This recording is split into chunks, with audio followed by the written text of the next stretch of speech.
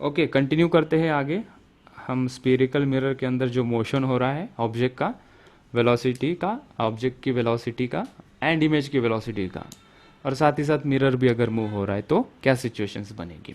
आज हम second situation पढ़ते हैं, case 2, when the object moves perpendicular to the principal axis. Let's say this is a concave mirror, concave mirror, ठीक है। Object रखा है यहाँ पे, here is the object and the object is moving perpendicular to the principal axis, and what will be the velocity of image that is being asked, ठीक है। So as we know or as we can see in this given figure, this is the object distance u, which is constant because object is only moving perpendicular. So the distance while it is moving from the pole, that is u, is constant. So we can imagine जो image इसकी produced होगी, नीचे होगी produced mostly, तो इसका जो v होगा that is image distance horizontal वाला, वो भी constant होगा. सो हमने यहाँ लिखा u and v are constant, right. तो वो with respect to time change नहीं हो रहे, मतलब du by D T zero होगा और dv by D T zero होगा. इसका मीनिंग क्या होगा कि इनकी हॉरिजॉन्टल डायरेक्शन में वेलोसिटी क्या है, हॉरिजॉन्टल वेलोसिटी इनकी क्या हो गई, ज़ीरो हो गई. कौन सी वेलोसिटी इसके, वर्टिकल, दैट इज़ परपेंडिकुलर. वो फाइंड आउट करने के लिए हमने यूज़ किया मैग्निफिकेशन फार्मूला. मैग्निफिकेशन फार्मूला होता है m is equals to height of image upon height of object, or in terms of distances from the pole, image distance upon object distance with a negative sign. So using this हम अभी कुछ derive करते हैं. सो हमने ये लिया in terms of H I, H naught को उधर लेके गए, so minus V upon U into H naught हमें मिला. एच आई चेंज होगी, क्यों चेंज होगी, एच नॉट चेंज हो रही है. What is H not, height of the object. Height of the object मतलब अगर वो परपेंडिकुलर और ऊपर जा रहा है और ऊपर जा रहा है तो this height is changing, H naught. तो इमेज की हाइट भी चेंज होगी, that is H I will also change. So H naught is changing, so H I will also change. But V और यू दोनों कैसे है, कॉन्स्टेंट है. So this term is totally क्या है, this term is constant. Now H I और H naught change हो रहा है with respect to what, with respect to time. So differentiating this term with respect to time, इसका differentiation आ जाएगा 1, and as we are differentiating with respect to time, H I will be D H I upon D T. यहाँ पे T की term होती तो ये लिखने की ज़रूरत ही नहीं होती. यहाँ पे टी का वेरिएबल नहीं, this is a different variable, so will write D H I upon D T is equals to, this term is constant, so we are keeping this as it is. H naught इसकी power 1 है तो इसका differentiation क्या हो गया, 1 into D H naught upon D T. Now let's call this dhi upon dt as vi, that is the velocity of image, that is perpendicular, but perpendicular, okay. dh naught upon dt is the velocity of object perpendicular to the principal axis, ऊपर की तरफ ये वाली. And we got this relation, velocity of image we can find out using this formula, that is minus v by u into v naught.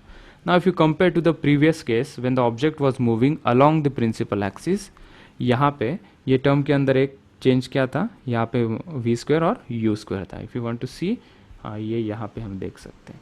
C here when the object is moving along the principal axis, यहाँ पे क्या था, V square और U square था. And in this case it is simply a unit power, okay. So let's do one question. So let's solve one question based on the formula just we have derived. Question में दिया है, अनुराग बेटा mic mute कर देना तुम्हारा. यहाँ पे focal length दी है, कॉनकेव मिरर हमने लिया है जिसकी फोकल लेंथ 20 सेंटीमीटर दी है, ऑब्जेक्ट 30 सेंटीमीटर डिस्टेंस पे रखा है, एंड परपेंडिकुलरली उसकी जो वेलोसिटी है that is 2 centimetre per second. That is the given. Find the velocity of image in X and Y direction. X direction में वेलोसिटी कितनी होगी, वो हमने कहा 0 होगी. क्यों, क्योंकि image distance and object distance remains intact when the object moves perpendicular to the principal axis. Okay, y direction की velocity find out करते हैं. जस्ट हमने फॉर्मूला डिराइव किया था, ये फॉर्मूला को यूज़ करते हुए हम सॉल्व करेंगे. v that is image distance हमें पता नहीं है, तो इमेज डिस्टेंस हम यहाँ से पहले निकाल लेते हैं using mirror formula. v is equals to U F upon U minus F. U -30 because to the left hand side हमारा साइन कन्वेंशन हम लेते हैं negative, and focal length is also on the left hand side which is also negative. So -30 and -20, u -30, f minus of minus plus हो जाएगा. सो हमें image distance मिल गया -60 centimetre. तो somewhere here the image will lie. Now the question is whether the image will move upward or downward. That depends upon the sign of this formula. So इस v को हम यहाँ पे put कर देते हैं. एंड रिमेंबर ये equation का माइनस है तो वो कैरी किया हमने. v कितना है मेरा -60, तो यहाँ पे -60 पुट किया, नीचे -30 that is u, and v not ऊपर जा रहा था. So above we take positive sign, below अगर नेगेटिव आंसर आता है मतलब the motion is in the downward direction. So इसको सॉल्व किया हमने and we got the negative sign as expected and the image is moving in the downward direction. अगर यहाँ पे प्लस आता तो हम कहते कि image is moving in the upward direction. So the answer to the question is -4 centimetre per second. So the question I have given in homework, apparent depth वाला जो कॉन्सेप्ट हमने पढ़ा था रियल डेप्थ और अपेरेंट डेप्थ का, उसके regarding मैंने एक क्वेश्चन दिया था. क्वेश्चन क्या है वो मैं बता रहा हूँ क्योंकि काफ़ी यहाँ पे चीज़ें दिखाई पड़ रही है. So let me simplify for you. Question दिया है, यहाँ पे ऑब्जेक्ट रखा है, ये कॉन्केव मिरर है जिसकी फोकल लेंथ 20 सेंटीमीटर है, और उसके आगे हमने ये ग्लास स्लैब रख दिया है जिसकी विड्थ दी है 45 सेंटीमीटर. ठीक है, और यहाँ से उसके आगे एयर में 10 सेंटीमीटर दूरी पे ये ऑब्जेक्ट रखा है. ठीक है, दैट इज द क्वेश्चन. ठीक है, and rest are the answers. Okay, पूछते क्या है, find the distance between final image and the object. और 4 ऑप्शंस दिए यहाँ पे 10, 20, 40, 80 centimetre. Find the distance between final image and the object. ठीक है, सो ये ऑब्जेक्ट है. हमने शुरुआत कैसे की, कॉन्सेप्ट क्या होगा इसके पीछे, हम देखेंगे. ये ऑब्जेक्ट है और इस ऑब्जेक्ट की फाइनल इमेज कहाँ प्रोड्यूस्ड हो रही है, जहाँ कहीं प्रोड्यूस होगी उसके बीच का डिस्टेंस हमें फाइंड आउट करना है, ऑब्जेक्ट टू फाइनल इमेज का. अभी फाइनल इमेज कैसे प्रोड्यूस होगी, तो हमने देखा कि जब लाइट ऑब्जेक्ट से निकलेगी, इसको थोड़ा मैं जूम कर लेता हूँ. ये लाइट जब ऑब्जेक्ट से निकलेगी एयर मीडियम से, ये बाउंड्री पे आएगी क्योंकि अभी उसको ग्लास में जाना है. तो जब ग्लास में जाएगी, glass is a denser medium, तो हमने यहाँ पे एक नॉर्मल निकाली. तो ये जो लाइट है, लाइट अभी बेंड करेगी because we know light bends when it passes from one medium to another medium. Denser में जाएगी तो टूवर्ड्स द नॉर्मल बेंड होगी, तो ये थोड़ी नॉर्मल की तरफ बेंड हो गई और ये मिरर को हिट करेगी. ठीक है, अगर हम अंदर से देखेंगे यहाँ से, तो हमें ये जो लाइट मिरर की तरफ आ रही वो कहाँ से आती हुई दिखाई देगी, तो हमें ऐसा लगेगा कि लाइट कहीं यहाँ पीछे से आ रही है. ठीक है, so for this mirror we can say the object is not this, the object is this now. और उसको हमने नाम दे दिया आई डैश और बोल दिया उसे वर्चुअल ऑब्जेक्ट. ठीक है, now for the mirror we can say the object is this, or which is called as virtual object, क्योंकि वो रियली ऑब्जेक्ट है क्या, नहीं, हमें दिखाई पड़ रहा है या मिरर को दिखाई पड़ रहा है कि ऑब्जेक्ट वो है. फाइन, फिर लाइट यहाँ से रिफ्लेक्ट होगी और वो कहीं इमेज प्रोड्यूस करेगी. ठीक है, और ये जो इमेज है हम यहाँ से देखेंगे तो हमें वो यहाँ नहीं दिखाई पड़ेगी क्योंकि हम एयर से देख रहे हैं और वो इमेज प्रोड्यूस्ड हुई है ग्लास में. तो हमें थोड़ी आगे यहाँ पे कहीं दिखाई पड़ेगी, उसको हम नाम दे देंगे आगे चल के आई डबल डैश. ये हमारा रोड मैप होगा. तो फर्स्ट थिंग फर्स्ट हम क्या करेंगे, ये जो वर्चुअल ऑब्जेक्ट है वो कहाँ पे प्रोड्यूस हो रहा है वो फाइंड आउट करते हैं. सो हमने पहले फाइंड आउट किया कि जब लाइट जाएगी यहाँ से रिफ्रैक्ट होगी, right. So that is refraction is happening at this boundary. तो वहाँ पे हम वो अपेरेंट डेप्थ का फॉर्मूला लगा देते हैं distance of virtual object find out करने के लिए. μ2 by μ1 is equals to d by D dash. What is μ2, जहाँ से लाइट आती है, कहाँ से लाइट आ रही है, एयर मीडियम से, एयर का रिफ्रैक्टिव इंडेक्स 1, तो लिख दिया 1. कहाँ पे लाइट जा रही है, ग्लास मीडियम में जा रही है, दैट इज μ1 लिख दिया हमने 1.5, refractive index of glass 1.5. D क्या है, डिस्टेंस ऑफ द ऑब्जेक्ट, कहाँ से, ये बाउंड्री से, कितना है ये डिस्टेंस, वो ऑलरेडी क्वेश्चन में गिवन है, दैट इज 10 सेंटीमीटर, लिख दिया 10 सेंटीमीटर. और ये दिखाई कहाँ पड़ रहा है, किसको, इस मिरर को, वो डिस्टेंस क्या है, डी डैश, मतलब बाउंड्री से कितना दूरी पे हमें लगेगा कि वो ऑब्जेक्ट है. तो इसको सॉल्व किया, हमें मिला 15 सेंटीमीटर। तो बाउंड्री से 15 सेंटीमीटर दूर पे हमें वर्चुअल ऑब्जेक्ट का डिस्टेंस मिल गया। अभी ये लेके क्या करेंगे, देखो आगे स्टेप 2 में हम गए अभी मिरर से, अभी मिरर पिक्चर में आ गया। अभी मिरर के लिए ऑब्जेक्ट क्या है, ये वाला। तो मिरर से ये हमारे वर्चुअल ऑब्जेक्ट का डिस्टेंस क्या हो जाएगा, u, और वो कितना हो जाएगा, तो हमने देखा ये 45 प्लस ये 15 कितना हो जाएगा, 60। लेफ्ट हैंड साइड में है तो साइन कन्वेंशन के अनुसार ये क्या हो जाएगा, negative. So -60 is the object distance for the mirror. Focal length given है 20 सेंटीमीटर, लेफ्ट हैंड साइड में है तो इसीलिए इसको -20 लिखा। और फिर हमें इमेज डिस्टेंस फाइंड आउट करना था प्रोड्यूस बाय दिस मिरर। तो मिरर फॉर्मूला के अंदर हम डाल देंगे और उसका सिंप्लीफाइड वर्जन हमने यूज़ किया, v is equals to U F upon U minus F. u कितना है -60, f कितना है -20, और डिनोमिनेटर की टर्म भी रीअरेंज कर दी तो हमें v मिल गया -30 सेंटीमीटर। मतलब ये पोल से जो इमेज प्रोड्यूस करेगा ये मिरर कितना दूरी पे होगा, 30 सेंटीमीटर पे। सो उसको हमने आई डैश नाम दे दिया। So you can see here it is 30 centimetre is the image produce by the mirror. लेकिन आंसर यहाँ पे ख़त्म नहीं होता। ये जो इमेज है इसको हम देख रहे हैं, हम कहाँ पे हैं, हम एयर में हैं। जब हम इसे देखेंगे तो इसकी लाइट जब हमारी आंखों पे आएगी तभी वो दिखाई पड़ेगा।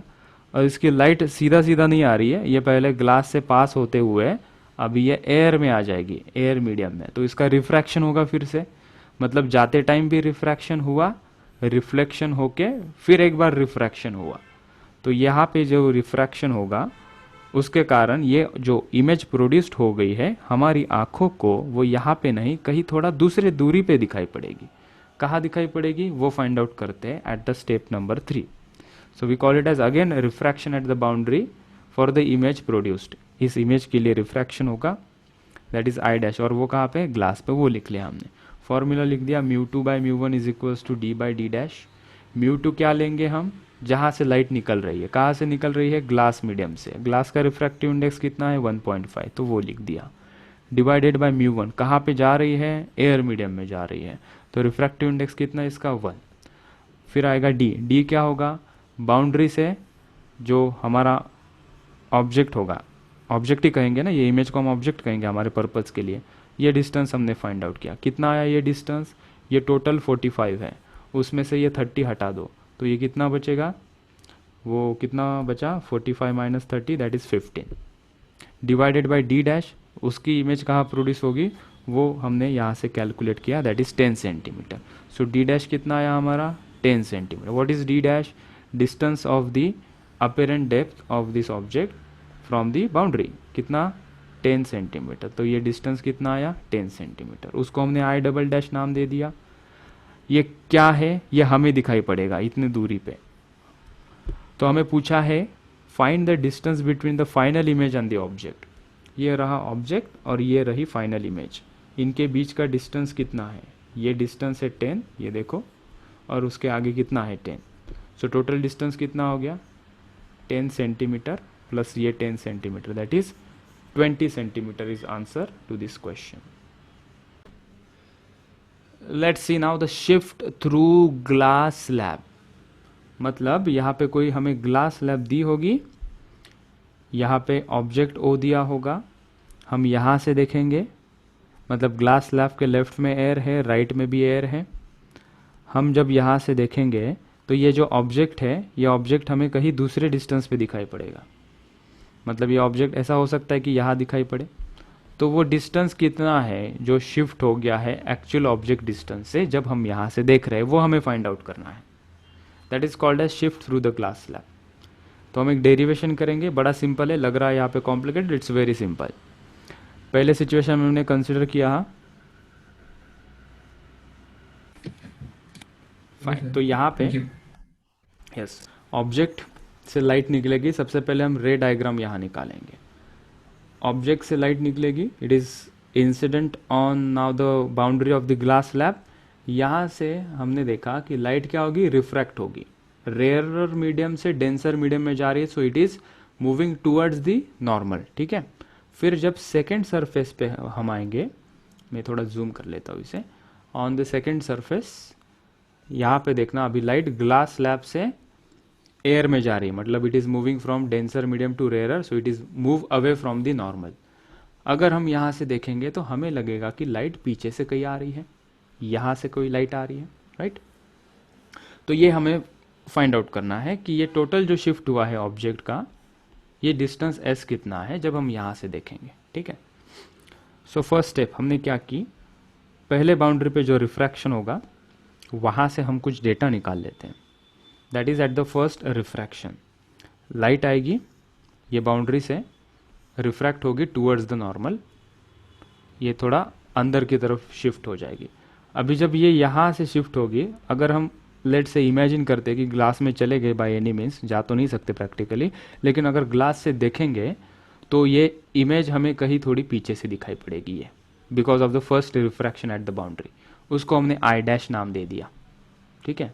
मतलब यहाँ से हम देखेंगे ग्लास स्लैब के अंदर से, तो लाइट हमें यहाँ से आती हुई दिखाई पड़ेगी। So we will say when you see from the glass slab and see the object यहाँ दिखाई पड़ रहा है, ठीक है। मतलब अपेरेंट डेप्थ उसकी कितनी है वो फाइंड आउट कर सकते हैं using the formula μ2 by μ1 is equals to d by D dash. μ2 क्या होगा, यहाँ से जहाँ से लाइट आ रही है, कहाँ से लाइट आ रही है, एयर से आ रही है, उसका रिफ्रैक्टिव इंडेक्स 1। कहाँ पे लाइट आ रही है, ग्लास पे आ रही है, जिसका रिफ्रैक्टिव इंडेक्स हमने म्यू कंसिडर किया है, और ग्लास स्लैब की थिकनेस t है, ठीक है, वो मेंशनड होगी। d डिस्टेंस कितना है, that is the object distance, वो हमने कंसिडर किया है, लेट से कि वो पहले बाउंड्री से डिस्टेंस उसका x है, डिवाइडेड बाय हमें कितना दिखाई दूर पड़ रहा है, ये d डैश डिस्टेंस, मतलब ये डिस्टेंस हमें फाइंड आउट करना है। सो d डैश आ गया म्यू इंटू एक्स। सो हमने कहा कि वो जो फर्स्ट इमेज प्रोड्यूस कर रहा है, फर्स्ट रिफ्रैक्शन, उसका डिस्टेंस फर्स्ट बाउंड्री से कितना है, म्यू एक्स। म्यू एक्स इधर भी हो सकता है, इधर भी हो सकता है, we don't know. So assume करते हैं कि mu X distance is producing image here. Now this light is moving towards the second refraction. तो स्टेप 2 में हम करेंगे कि सेकेंड रिफ्रैक्शन, मतलब लाइट अभी ग्लास मीडियम से आएगी और हम देखेंगे एयर से। पहले सिचुएशन में क्या था, लाइट एयर से आ रही थी और हम ग्लास मीडियम के थ्रू देख रहे थे, तब उसकी इमेज बनी आई डैश पे। अभी यही आई डैश ऑब्जेक्ट बन जाएगा, we will call it as virtual object. Virtual object किसके लिए, फॉर दिस सेकेंड रिफ्रैक्शन, ठीक है, राइट। तो हम अभी यहाँ पे निकालते हैं for the second refraction apparent depth वाला formula μ2 by μ1 is equal to d upon d double dash ले लेते हैं, क्योंकि यहाँ पे d डैश एक ऑलरेडी सिंबल यूज़ कर लिया हमने, अनोटेशन। लाइट कहाँ से आ रही है, अभी ग्लास से आ रही है, तो μ2 को हम लेंगे म्यू। कहाँ पे जा रही है, एयर मीडियम में जा रही है, तो μ1 कितना होगा 1 इज इक्वल्स टू ऑब्जेक्ट का डिस्टेंस कितना है, वो वर्चुअल ऑब्जेक्ट हमारे लिए कितना है, यहाँ से this is t plus mu x. So this is t plus mu x is the virtual object distance for this boundary, ये divided by, अभी इसकी इमेज कहाँ दिखाई पड़ रही है वो पता नहीं, उसको हमने d डबल डैश नाम दे दिया है। नाउ d डबल डैश इसको सिंप्लीफाई करने के बाद हमें मिला t plus mu x upon mu. So ये बाउंड्री से यहाँ से जब हम देखेंगे तो इसकी इमेज हमें कहीं यहाँ दिखाई पड़ रही है, मान लेते कि ये डिस्टेंस अभी कितना मिला हमें, t plus mu x upon mu, right. हमें निकालना क्या है, मतलब अब हम जब यहाँ से देख रहे हैं तो इमेज, फाइनल इमेज यहाँ पे प्रोड्यूस होगी, इसको आई डबल डैश नाम दे दिया, कितने डिस्टेंस पे, तो ये बाउंड्री से हमने निकाला t plus mu X distance पे। तो ओरिजिनल ऑब्जेक्ट O से जो फाइनल इमेज बनी है उसका डिस्टेंस हमें चाहिए, वही तो है हमारा shift through glass slab. So that is in the third step, finding the s। तो देखो हम कैसे फाइंड आउट किया है, O Q minus I double dash Q. O Q देखो पहले, ओ टू क्यू डिस्टेंस क्या है, ओ टू क्यू डिस्टेंस यहाँ से यहाँ डिस्टेंस हमने देखा वो कितना है, ये x प्लस ये t। सो ये ओ टू क्यू डिस्टेंस कितना है, x प्लस t, वो लिख दिया हमने x प्लस t। मतलब ओ टू क्यू डिस्टेंस में से आई double dash Q distance minus कर दो, ये डिस्टेंस माइनस कर देंगे, इसमें से ये डिस्टेंस अगर चला जाएगा तो क्या बचेगा, s बचेगा, इसलिए हमने लिखा s is equals to O Q minus I double dash Q. So O Q को लिखा हमने x plus t, I double dash Q को हमने लिखा I double dash Q. What is I double dash Q, वो तो निकल चुका है, that is t plus mu x upon mu. ये जो फाइनल इमेज यहाँ से थी, this one, t plus mu x upon mu, इसको मैंने सिंप्लीफाई किया, म्यू को यहाँ पे मल्टीप्लाई कर दिया तो mu x plus mu t minus t, और ये plus minus minus mu x cancel हो गया, फाइनली बचा s is equals to mu t minus t upon mu, t को कॉमन ले लिया, अंदर बचा mu minus one upon mu, इसको सिंप्लीफाई किया, mu is one minus one upon mu. So this is the final formula for the shift through glass slab. Okay, अभी इसके numerical हम नेक्स्ट लेक्चर में करते हैं. Thank you.